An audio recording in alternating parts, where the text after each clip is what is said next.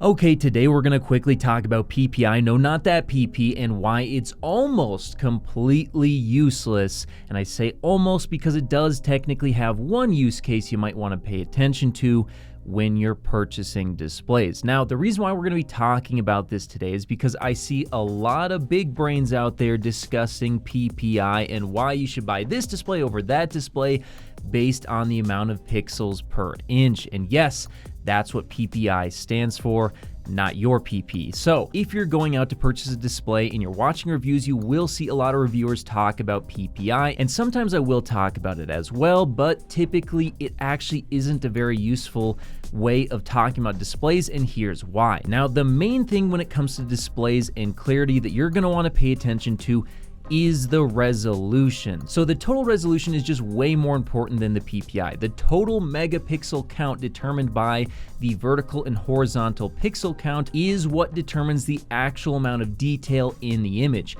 Making the image smaller and increasing the PPI doesn't make it better, it just makes it harder to spot the missing detail. Imagine taking a pixelated image and moving it so far away that it looks now okay. It's not that the image is now good, it was always bad and it's still bad, you just can't see it close enough to tell anymore. So to some degree, PPI is useful because it can determine if things will look aliased or not, but that's the only useful data it actually provides. For example, a 27-inch monitor with 110 PPI at 1440p actually looks way worse than a roughly 80 PPI 4K 55-inch TV, and honestly, that should tell you everything you need to know.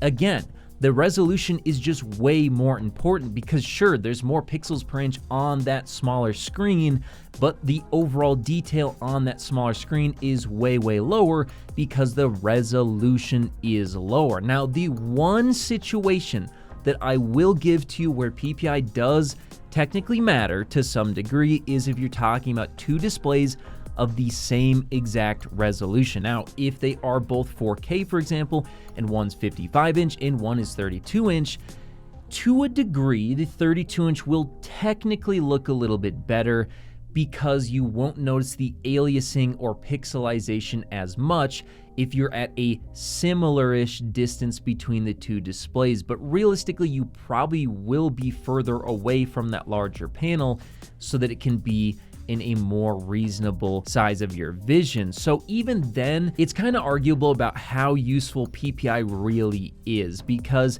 sure, it might look a little bit less aliased on that smaller screen, but does it actually look better? And that's something that's going to be a little bit subjective because technically it's the same quality image, it's just that you can't notice the faults as much because it's smaller. So is it better?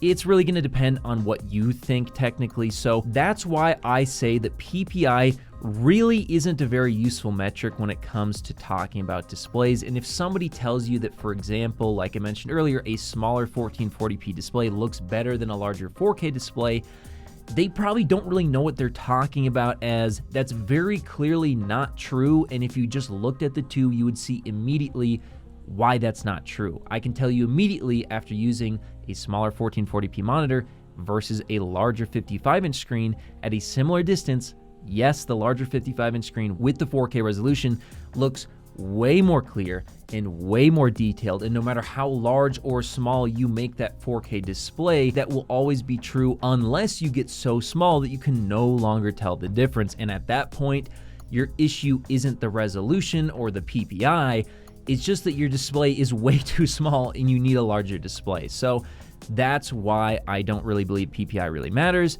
and it's more important to choose the resolution and size that you prefer, and just don't even really worry about the PPI whatsoever. Whether you're looking to connect a new console, gaming PC, or just need a fast and reliable HDMI cable to connect over long distances, Rupro has you covered with their Rupro 8K HDMI 2.1 fiber optic cable, available in sizes ranging from 3 to 165 feet, and can deliver a perfect full 48 gigabits per second connection over distances other cables could only dream of reaching. And with 48 gigabits per second of bandwidth, it can easily drive 8K at 60 FPS or 4K at 120 FPS HDR10 video through its ultra-thin, flexible, and durable housing, and it even supports eARC. So if you're in the market for a cable that can drive a beautiful new TV or monitor, be sure to check out RuPro on Amazon today.